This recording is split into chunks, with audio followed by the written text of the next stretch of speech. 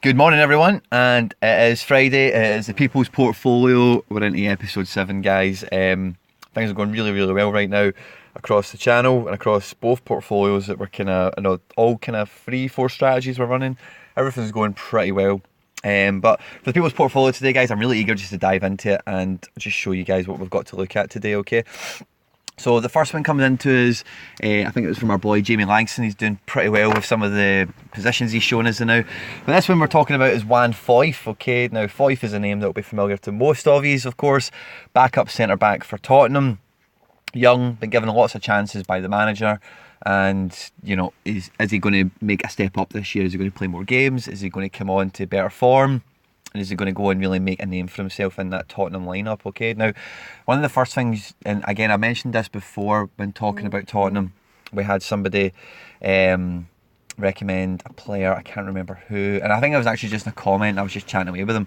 But the one thing about Pochettino is if he plays somebody, he sticks with them. Like he might not stick with them every week, week in, week out, but he'll be working with them on the training pitch, and it's a whole kind of Moussa Sissoko scenario, isn't it? And even with Eric Lamela as well. When Pochettino came in, he was a write-off. He was a big money flop, and he's a decent player now. He's still not a 40-50 million pound Argentinian wonder kid or whatever, but he's turned him into a decent enough squad player, which I don't think is too bad of a worst case scenario for Spurs in that respect. But the point remains, even though Foyth is quite new to the party in that sense, I think last season was his debut season if I remember rightly, and you can definitely see his position in the club going from strength to strength. Okay, he made 12 appearances, 10 starts in the league, 1 goal, 3 yellows, and he's most famous for probably that red card he got. Okay, stats overall pretty credible, especially being in a top 4, top 3 team in the Premier League. Tackling success rate over 50%, passing over that 80% mark into 85, which is cool. Key passes for centre back, not playing too many games at 4, which is decent.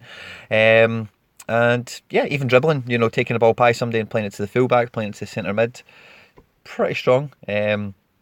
FA Cup, played a bunch of games as well. He's been playing Copa America, he played some Champions League. So this is somebody who, if we look at the fixtures Tottenham have got, they have a lot of pre-season booked in already so far. And then when you look at the actual initial season itself, the fixtures right up until that Brighton game, every game there is tough. Villa just up, City, Newcastle could be the gimme depending on who they get in and what the kind of reaction is at that club. The Derby, Palace at home, Leicester away, Southampton at home. They're all going to be really tough games, and Brighton won't be easy as well, I don't imagine. But that initial run of fixtures is going to be really difficult. Do we see him? Sorry, I thought I took a picture of the squad, but for the squad they've got him, they've got Davinson Sanchez. Pretty sure Alderweireld is staying now, and Vertonghen, so they've got 4 centre backs, and Ben Davies can slot in as a centre back as well if they play 3 at the back. So the guy's got a good enough opportunity to play games, especially considering the other 3 centre halves that we've mentioned have a history of little niggling injuries coming on them from time to time. So the guy could definitely play more football, and if he comes onto a form, Pochettino will stick with him and will keep him in the team.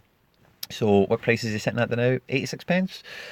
I'd probably say that's a little bit on the high side for where I see him standing right now, but the market has grown a lot recently, so you need to take that when you're looking at people's prices. You need to see the growth the market's had even over the last 3 weeks, going from like 90,000 to or 95,000 thereabouts up to 105, so you need to take that into consideration when you're trying to gauge prices, value for money, that how big the market is now. So I think he's just a little bit much now for what he's at, and with those fixtures that we've just looked at, if he doesn't play, you'll see his price go down a little bit, and if he has somebody who you believe in backing for this year, there might be a better opportunity to buy him come later on. Now don't get me wrong, the absolute opposite could happen. He could play every game in pre-season, really impress, and then from that Aston Villa game he might be a starter and the shirt might be his to lose. Who knows? The next one we come to is Ander Herrera. Okay, now the comment that came along with this was, I don't know how match days work. This isn't me, of course, this is the person that's recommended him to us, but the guy tackles and passes a lot, he should do well for Paris, right? All those things are true. Tackling, passing, all these things being completed, winning fouls, all that type of thing scores you really well on the matrix.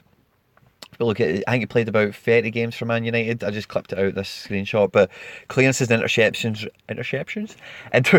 right at the bottom there, really good figures. Key passing for defensive mid. I know he's box to box, but you understand he's more of a tackler than a shooter. And the stats kind of back that up, I suppose. 15 is really good. And yeah, the guy could do really well for Paris. You know, playing for Paris is definitely going to be a level below playing for Man United. And what I mean by that is playing for PSG against Rennes is totally different to playing for Man United against Bournemouth. You know, it's much easier, you know, by comparison in the grand scheme of things. We look at Paris's fixtures, a bunch of friendlies, Super Cup against Rennes, and then if you look at their league fixtures, Nîmes, Rennes, Toulouse, Metz, Strasbourg, those initial games you expect, being the key word, Paris to run those teams over. Begin the season, everyone's fit, everyone's fighting for a place in the team, everyone's rejuvenated, ready to go on our run at the Champions League, and everything's to play for again. But when you look at the midfield that they've got already, okay, so Ander Herrera's just come in, Leandro Paredes signed in January, Paulo Sarabia just signed, Marco Verratti's still on the team, and they've got a bunch of youth players kicking about as well. And Cuckoo, Draxler has been playing wide for them quite a lot. Di Maria plays number 10. Draxler can play number 10. You know, so there's a few different possibilities. So how many games is he going to play is a real question for me. At the price he's at the now, what was it, 47 pence?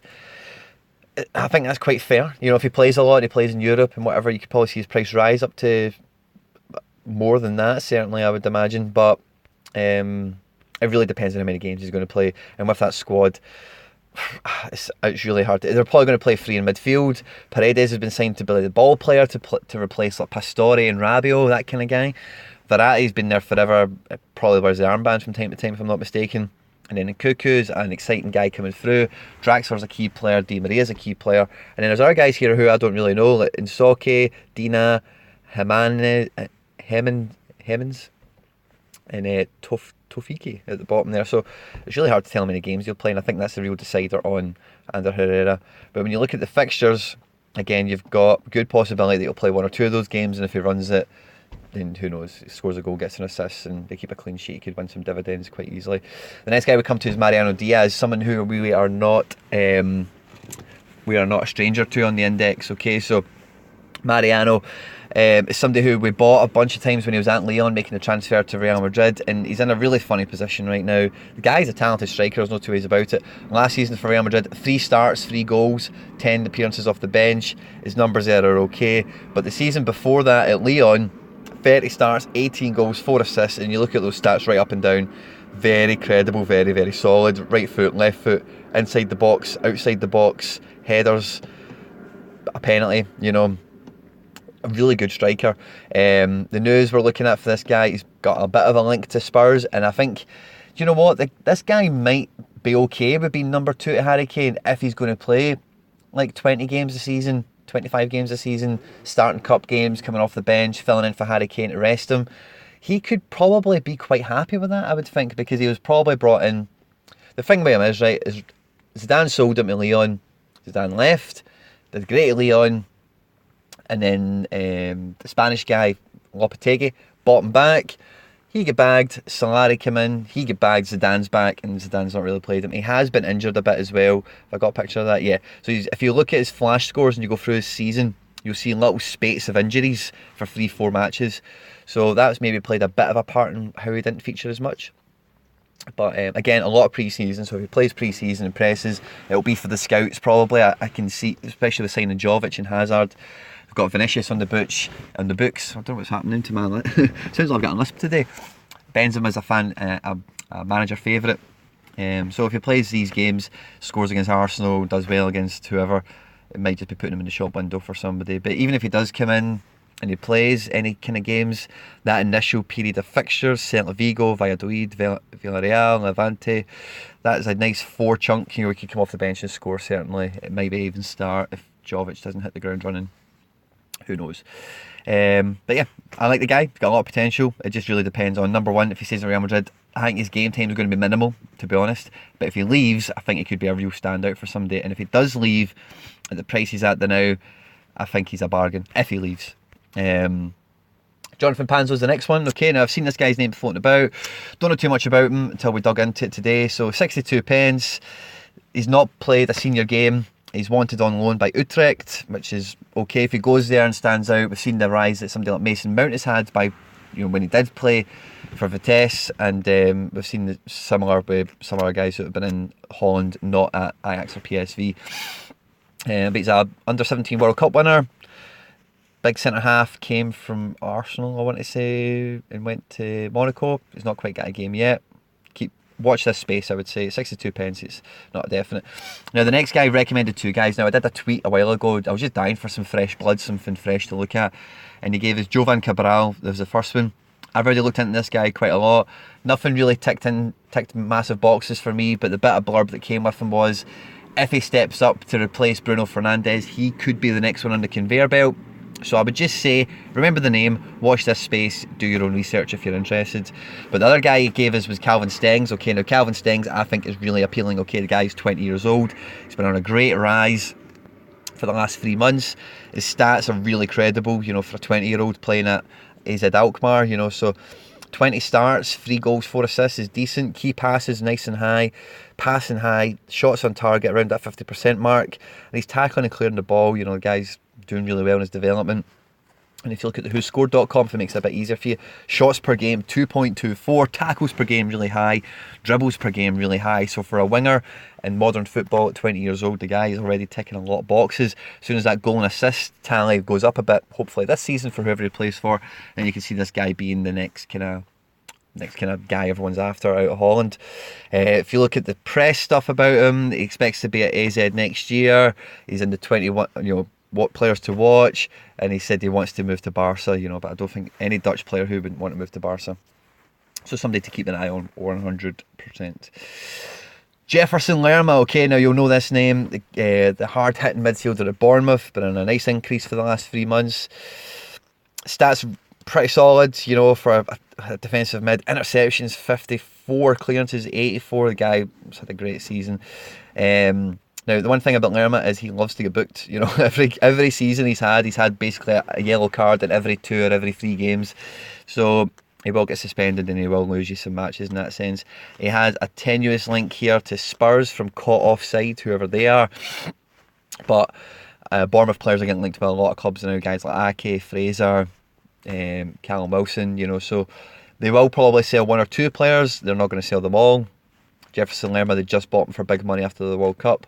I don't see them letting him away loose, and especially Spurs. They've just bought Tanguy Ndombele. I don't see them buying another guy like this. So I think he's more a hold if you're back in Bournemouth this year, or you think next year he could make a move. Papi Cech, okay, didn't know this guy at all. I was quite interested to see he was at Lyon and he was sub 50p. That piqued my attention. Didn't play too much, 5 starts, 12 appearances overall. Stats there are really minimal because he got 453 minutes, so not much to go on. And he's Spanish, believe it or not. Even though it says he's Senegalese there, he's played for Spain, he's grew up in Spain. And then I dug through all the kind of media stuff. This is the only article worth reading, okay? So you can pause the video and read this in your own time. He wants to leave Silvinho, who this article makes it sound like he's working for Lyon. He wants to keep him. So could he replace Tanguy Ndombele or Fekir or something like this?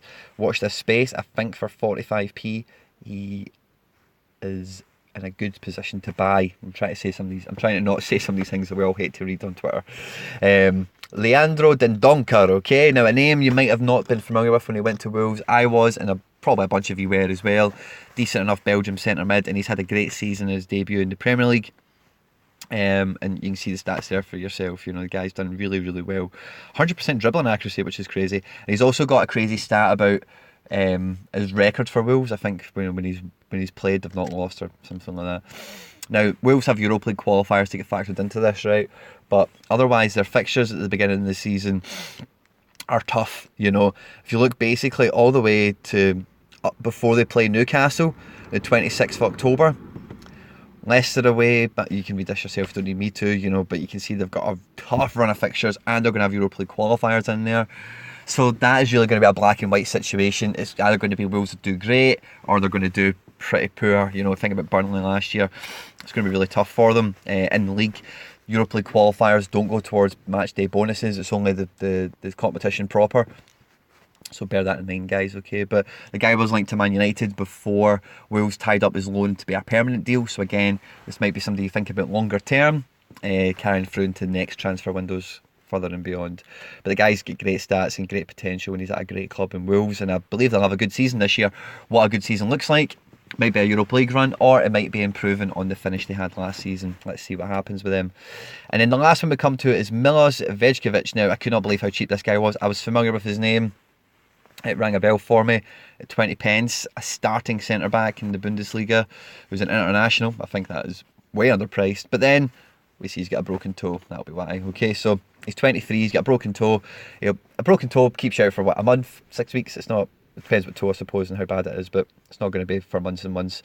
His stats are really good as well. Clearances are 105. Yeah, I mean, wow. Interception's good. Not scored too many goals, but his tackles are really high, and this guy's just a no-nonsense centre-back, you know, and he's got good potential. He's got a link to Watford there. That might turn into something. Who knows? But at 20 pence, again, there's... How much lower could he really go? You can see he's went to 19 pence once or twice and he's quickly recovered to 20 pence.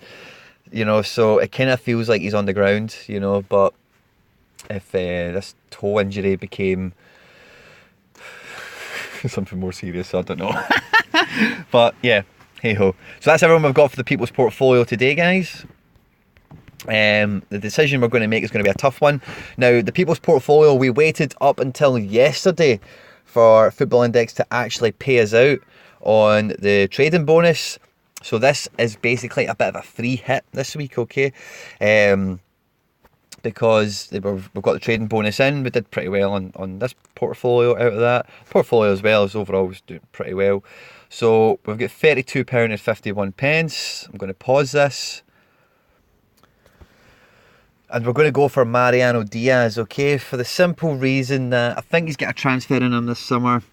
That's the main... I'm thinking the amount of money Real Madrid are spending, they're going to want to continue spending, and this guy could be surplus to requirements. And if he isn't, he could definitely... If Zidane wants to keep him and play him and he stays fit, it could definitely be somebody who fills in and, you know, does well for the team. So I'm thinking Mariano Diaz. As I'm talking, I'm starting to second guess myself, which is not a good sign. Yeah, so we're doing it. Mariano Diaz by Max. How many is it? 49? Okay, that'll do. Boom. And there we go. The only thing that made me kind of hesitate about him, just to be honest with you, is he's just recently popped up, I think, off the back of that kind of Tottenham article. So I was just, he's just popped. He's maybe going to move backwards a pence or two, but I'm quite happy with where he's at anyway, 66 pence. We look at him when he's been peaked out, when he moved to Real Madrid and he's played games and whatever. He's got 50% in him, certainly, you know. So yeah, we're really happy with that. Thanks a lot for tuning into the video today, guys. Get the suggestions in the comment section below for next week's video. If you're new around here, like, share, subscribe, retweet, all that good stuff, guys. And the People's Portfolio, we'll see you next week. Take care. Bye-bye.